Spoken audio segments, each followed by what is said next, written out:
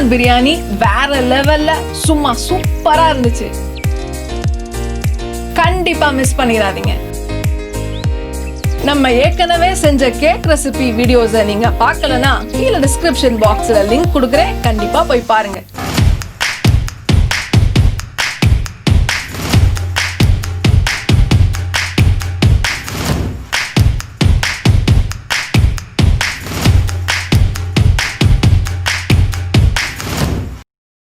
Hi everyone, welcome back to our channel. This is Amirdas Natural Foods.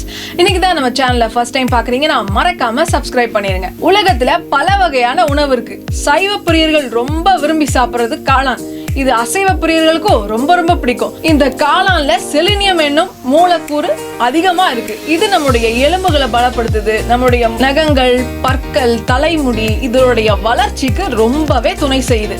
காளானுடைய பெனிஃபிட்ஸ்னு பார்த்தோம்னா நிறைய இருக்கு. இது மலட்டுத்தன்மையை போக்கும், இரும்பு சத்து நிறைஞ்சிருக்கு, செம்பு சத்து இருக்கு. இது மட்டுமா, விட்டமின் டி, கால்சியம், பாஸ்பரஸ் என பல சத்துகள் இருக்கு. இன்னும் ரொம்ப முக்கியமா சொல்ல போனா புற்றுநோயால பாதிக்கப்பட்டவங்க இந்த காளானை சாப்பிடும் போது புற்றுநோயோட பரவும் தன்மை கட்டுப்படுதுன்னு சொல்லி ஆய்வுகள் சொல்லுது. நீரிழிவு, இரத்த சோகை, கொலஸ்ட்ரால் இது எல்லாத்தையும் கட்டுப்படுத்துது. இவ்வளவு பயனுள்ள காளானை நம்ம உணவுல கண்டிப்பா சேர்த்துக்கணும். நம்ம எல்லாரும் விரும்பி சாப்பிடுறதா பிரியாணி. இன்னைக்கு நம்ம காளான் பிரியாணி செய்ய போறோம். செய்யலாமா? வாங்க.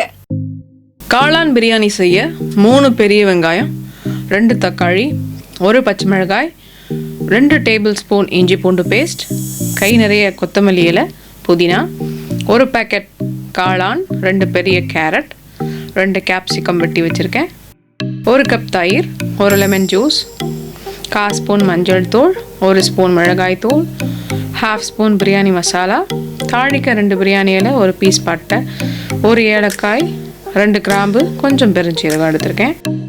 குக்கரில் 2 ஸ்பூன் கீ போட்டுட்டு கொஞ்சம் ஆயில் ஊற்றிடலாம். ஸ்பைசஸை பொரிய விட்டுறலாம்.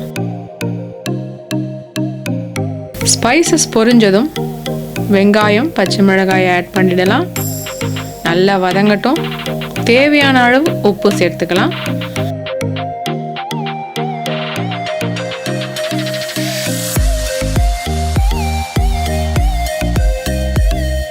மஞ்சள் தூள், மிளகாய் தூள் போட்டு நல்லா வதக்கி விட்டுறலாம். ஜிஞ்சர் கார்லிக் பேஸ்ட் போட்டு நல்லா வதக்கி விட்டுறலாம். புதினா கொத்தமல்லி போட்டுறலாம். வதங்கிருச்சு. இப்போ தக்காளியை சேர்த்து வதக்கிடலாம். 1 கப் தயிரை ஊற்றிடலாம்.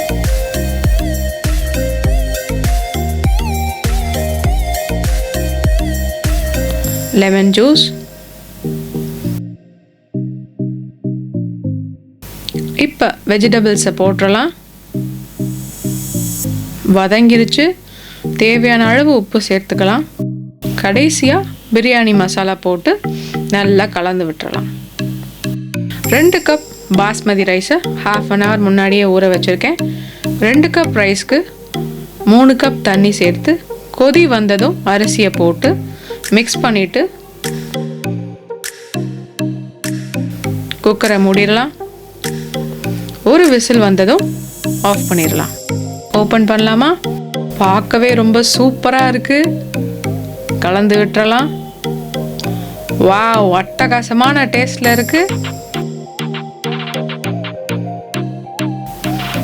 I am going to eat and enjoy.